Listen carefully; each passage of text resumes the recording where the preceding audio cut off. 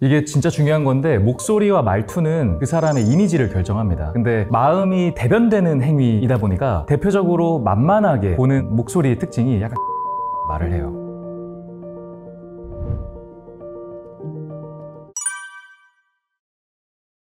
이게 진짜 중요한 건데 목소리와 말투는 그 사람의 이미지를 결정합니다. 근데 마음이 대변되는 행위이다 보니까 대표적으로 만만하게 보는 목소리의 특징이 약간 기어 들어가게 말을 해요. 그러니까 저 같은 경우에도 기가 죽거나 자신감이 없거나 정보가 부족할 때 발성이 자꾸 기어 들어가요. 그래서 만만한 말투다라는 것은 숨은 텍스트에 뭐가 있냐면 내가 저 사람을 이길 수 있겠다, 내가 저 사람은 함부로 해도 괜찮겠다라고 하는 상하위의 개념, 이런 승패 개념이 생겨버립니다. 어쩔 수 없죠. 인간도 동물이니까요. 근데 그거 아십니까? 아무리 맹렬히 무서운 사자도 강한 독을 품고 있는 어떤 동물, 아니면 날카로운 발톱을 갖고 있는 작은 동물을 함부로 못합니다. 이 아이를 건드렸다가 내가 이기긴 하는데 손해를 볼 것 같아 라고 하면은 쉽게 안 건드려요. 그래서 내가 무조건 이길 수 있는 말투는 없겠지만 적어도 나를 함부로 대하지 못하게 하는 말투, 발성, 이런 것들을 연습해 놓는 거는 호신용으로도 괜찮긴 하죠. 말을 하다 보면 분명히 내레이션 톤도 있고 연기 톤도 있고 뭐 회사 보고 톤도 있고 이런데 이거 뭔가로 묻고 싶은 거예요. 그래야지 제가 정리가 좀 더 잘 되니까요. 그러다가 문득 알게 된 게 퍼스널 컬러였었고, 자기만의 퍼스널 컬러가 있다 하잖아요. 근데 대표적으로 처음 나눌 때 웜톤과 쿨톤을 나누지 않습니까? 근데 여기에서도 더 밝은 톤, 그리고 더 어두운 톤으로, 웜톤에서는 봄톤, 그 어두운 톤으로는 웜톤에서 가을톤, 그리고 쿨톤에서는 밝은 건 여름톤, 어두운 건 겨울톤, 이렇게 나눠요. 생각을 해보니까 퍼스널 컬러도 그렇고 스피치도 둘 다 이미지를 갖고 하는 행위인데 마찬가지 아닐까 생각을 하다가 제가 수많은 사람들의 말하기를 분석을 해본 겁니다. 이런 캐릭터가 나옵니다. 그래서 스피치 퍼스널 컬러, 스피치 컬러톤이라고 전 부르는데 나의 다양한 캐릭터를 만드는 겁니다. 그래서 부가 설명을 조금만 도와드리면 웜톤 중에서 더 밝은 봄톤은 마치 인사이드 아웃의 기쁨이, 아니면 조정석 씨 이런 분들 있지 않습니까? 밝고 능청맞고 사랑스럽고 유쾌한 캐릭터. 근데 웜톤 중에서 좀 무거운, 그러니까 좀 낮은 딥한 톤에 있는 딥톤은 가을톤, 오은영 선생님, 아니면 상담하시는 분들 있죠? 아니면 내레이션 하는 이런 것들이 보통은 가을톤. 쿨톤 같은 경우에는 여름톤이 밝아요. 밝은 톤이 여름톤인데 기상캐스터, 적당히 활기찬데 또 신뢰감 있는 느낌 있죠? 어느 정도 업무적인 느낌 나는 형태들이 있죠? 그런 것들이 보통은 여름 쿨톤으로 비유를 합니다. 그래서 많은 직장인들이 좀 여름 쿨톤을 처음에 원해해요. 그리고 이제 겨울 쿨톤, 겨울처럼 무겁고 차갑기도 하고 카리스마 있는 톤, 이거는 연설가들이 많이 배웁니다. 그리고 정치인과 대표들도 많이 배우고 배우들, 연극 배우들이 가장 많이 사용하는 톤이기도 해요. 근데 결론부터 말씀드리면 이 네 가지의 컬러톤은 우리 안에 다 있는 겁니다. 그래서 이 네 가지의 컬러톤을 다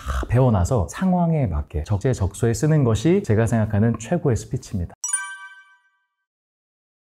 진짜 표정이 중요합니다. 그 표정이 왜 중요하냐면 두 가지 이유가 있습니다. 첫 번째는 나 자신을 위해서, 그 두 번째는 타인을 위해서예요. 첫 번째는 안면 피드백 가설이라는 게 있는데 여러분 한번 웃어보세요. 표정을 이렇게 웃어보시면 심장의 박동이 좀 바뀌어요. 신경계가 바뀌어요. 이게 어떤 현상이냐면 그 표정과 행위를 지으면 감정이 연출됩니다. 그래서 거북목 많이 하고 이렇게 인상 찌푸리는 게 습관이신 분들 있잖아요. 긍정적인 생각이 나기가 좀 쉽지가 않아요. 이런 것을 보고 안면 피드백 가설이라고 합니다. 내가 행위하고 있는 표정에 감정이 따라온다. 그래서 그 감정이란 친구는 모사의 달인이에요. 그래서 내가 밝은 표정 짓고 있으면 나도 따라해야지 라고 하면서 기분이 좋아져요. 신중하게 상대방 이야기를 듣는 그 표정을 하고 있으면 나 저거 따라할래, 나도 저거 할래 하면서 따라와요. 그런 것 때문에 표정을 잘 써야 된다라는 겁니다. 그리고 두 번째는 다른 사람을 위해서라고 했죠. 이거 진짜 재밌는 이론인데 여러분 첫인상이 얼마 만에 결정된다는지 들어보신 적 있습니까? 뭐 여러 가지 학설이 있는데 제가 들었던 가장 짧은 건 0.2초래요. 0.2초 안에 그 뇌가 편도체가 판단을 해서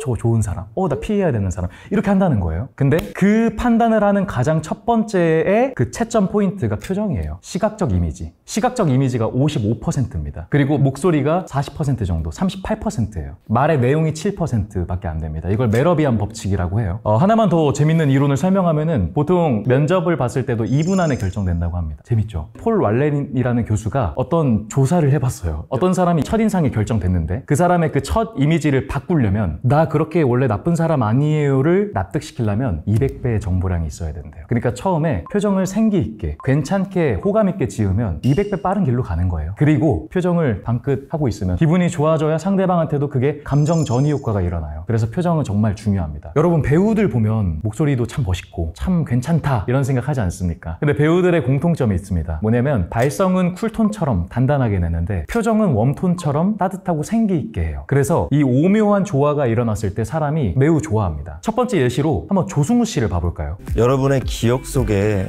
그래 이게 바로 여행이지 라고 할 만한 여행이 있었나요? 저는 개인적으로 가장 기억에 남는 여행은 소리가 엄청 두꺼워요. 소리가 단단하다고 표현합니다. 그런 걸 쿨톤스럽다고 표현하는 거예요. 근데 영상 보시는 것처럼 조승우 씨의 표정은 너무 사랑하는 애인에게 구해주는 것처럼 자상한 눈빛으로 바라봐 주잖아요. 만약 조승우 씨가 눈빛을 표정을 저렇게 안 하고 발성만 썼으면 이게 무겁고 무서워집니다. 이 인터뷰가. 뭐 예를 들어 여러분은 그런 때가 있으신가요? 여러분들이 가장 좋았었던 때로 여행 갔을 때요. 이게 그 미스터리 엑스파일 같은 것도 아니고 무서운 호러 영화가 돼요. 근데 목소리는 똑같이 하는데 표정을 웜톤처럼 지어서 여러분들은 혹시 가장 좋았던 때가 있나요? 예를 들어서 여행 가고 싶었던 그런 때요. 아, 저 사람 나를 해치는 게 아니라 나랑 대화하고 싶은 거구나. 이렇게 시청자가 생각을 합니다. 그러니까 사람이 그렇게 생각을 한다는 거죠. 그래서 발성을 잘 쓰게 되면 굉장히 리더가 되는 목소리를 쓰는 거기 때문에 무거워져요. 그러니까 내가 더 위로 가버리는 힘이 생겨버려요. 그래서 필요한 게 표정을 따뜻하게. 아니야, 나 너 해치는 사람이 아니야. 나는 널 너무 좋아해. 라는 걸 하지 않으면 이 발성은 평생 쓸 수가 없습니다. 수강생분들 중에서 많은 분들이 물어요. 아, 선생님, 저 말 속도가 너무 빠릅니다. 말을 천천히 하고 싶어요. 아니면 저 말 속도가 너무 느립니다. 그래서 대표님이 답답해해요. 여기서 정답이 어디 있습니까? 자, 항상 답은 극과 극 그 사이에 있습니다. 좋은 말 속도는 빠르게도 할 줄 알아야 되고 느리게도 할 줄 알아야 돼요. 그런 걸 우리는 합쳐질 때 뭐라고 하냐면 리듬감이라고 합니다. 말이 빠르다 하시는 분들은 유튜브 같은 거든가 이런 동영상을 0.5배속으로 재생하세요. 0.5배속으로 따라하면 안녕하십니까, 인제 컴퍼니 표 원인재입니다. 이런 식으로 할 거예요. 그래서 이것을 나중에 연습하다가 정배속으로 하면 안녕하십니까, 인제 컴퍼니 대표 원인재입니다. 이렇게 될 거예요. 자, 근데 반대. 느린 분들 있죠. 1.5배속 정도 재생 속도를 높이세요. 안녕하십니까, 인제 컴퍼니 대표 원인재입니다. 이렇게 빨리 쳐버리면 원래 느긋느긋한 사람이어도 빠르게 하게 되잖아요. 그래서 그 다음에 정배속을 만들면 그 다음에 속도감이 어느 정도 맞습니다. 자, 이제 이 개념을 알면 와, 말을 잘하는 사람들은 빠르게 느리게를 섞어서 하는구나. 엄청난 그 비밀을 같이 보게 됩니다. 한번 봐보실게요. 우리나라의 범죄 예방이나 시설물 보호를 위해 설치한 CCTV는 현재 800만 대에 육박합니다. 안타깝게도 이 많은 CCTV들이 대부분 사건 발생 후에 그 힘을 발휘합니다. 물론 예방도 하긴 합니다.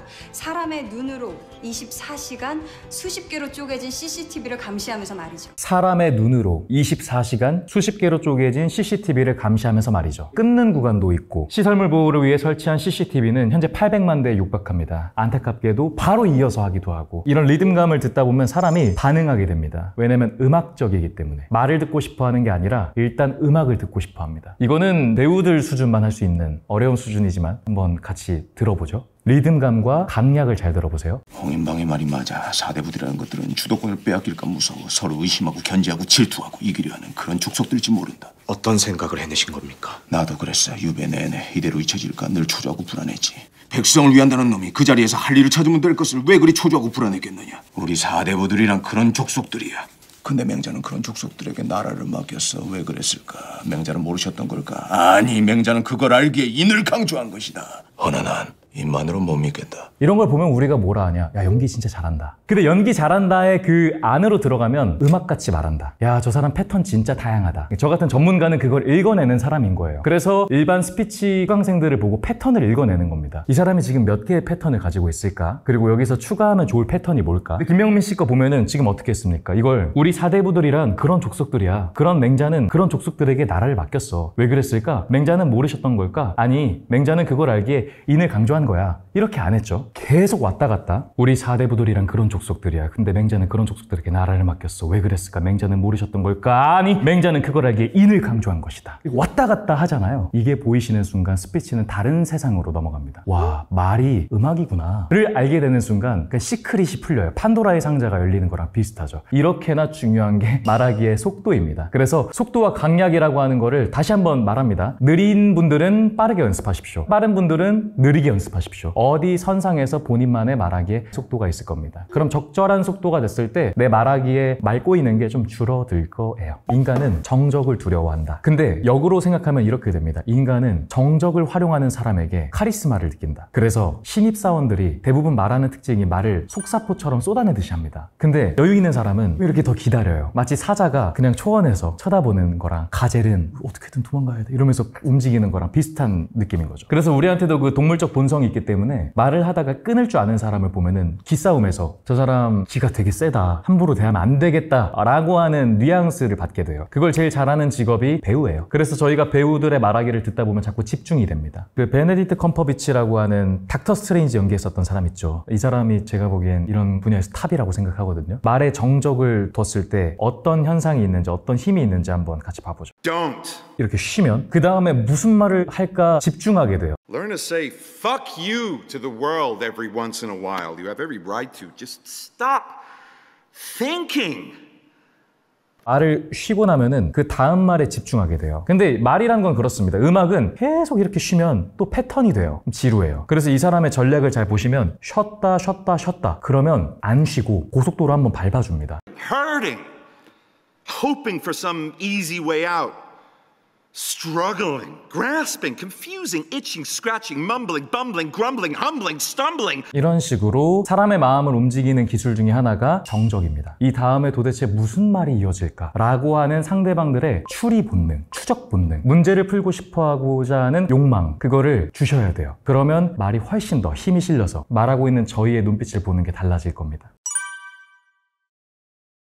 제가 예전에 감정 공부를 했을 때 자존감, 이 자존감이라는 게 도대체 어떻게 형성될까 고민을 한 적이 있습니다. 근데 자존감이라고 하는 게 내 마음만으로 되는 건 아닌 것 같아요. 저도 이름을 갖고 있고 연령을 갖고 있고 성별을 갖고 있고 직업을 갖고 있고 국적을 갖고 있죠. 우린 수많은 라벨지가 붙어 있습니다. 그 수많은 캐릭터 역할로 너 이런 사람이야 라고 평가를 받게 되는 것 같아요. 좀 얄궂은 말을 하면 좋지 않은 평가를 받고 있는 상황 속에서도 단단한 마음을 갖는 건 무척 어려운 일입니다. 그래서 우리한테는 선택사항은 두 가지입니다. 그럼에도 불구하고 단단한 마음을 갖기, 또 하나 할 것은 그러면서 좋은 라벨지를 만들기, 좋은 캐릭터를 만들기, 사람들한테 괜찮은 평을 받기. 그러면 상대방을 만족시키다 보니까 내 기분도 좋아지고 효능감이라는 게 생겨요. 내 인생은 항상 망가졌었는데 나도 회사에서 일을 할 수 있는 사람이구나, 그리고 나 발표를 잘할 수 있는 사람이구나, 희망이 생깁니다. 인간이 괴로운 건 고통이 아니라 희망이 없을 때 괴로워진다고 생각을 해요. 그게 나한테 도움이 되면은 그거는 숙명이 되기도 하고, 그리고 풀고 싶은 좋은 목표가 되기도 하죠. 그래서 저는 끝으로 여러분들이 더 자존감 넘치는 삶을 살기 위해 지금처럼 아름답고 멋있는 모습을 더 표현하기 위해서 좋은 말하기를 연습하시면, 그러면은 더 좋은 여러분들을 위한 캐릭터가 형성될 거니까요. 훨씬 삶이 가벼워질 거라고 생각합니다.